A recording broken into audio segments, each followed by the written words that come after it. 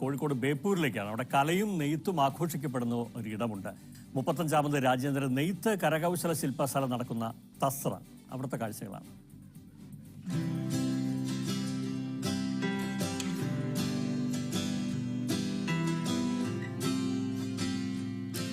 നിറങ്ങളും നൂലിഴകളും അലിഞ്ഞു ചേർന്ന ഇടമാണ് തസ്ര. പാരമ്പര്യ തൊഴിലുകളെ മറക്കുന്ന യുവതലമുറയെ നെയ്ത്തിലേക്കും കലയിലേക്കും ആകർഷിക്കുകയാണ് ശില്പശാലയുടെ ലക്ഷ്യം.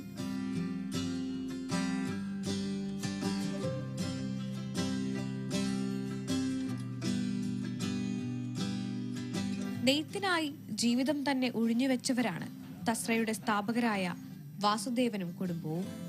1989 തുടങ്ങിയ തസ്ര പിന്നെ എല്ലാ വർഷവും കലകളുടെ സംഗമ ഭൂമിയായി മാറി.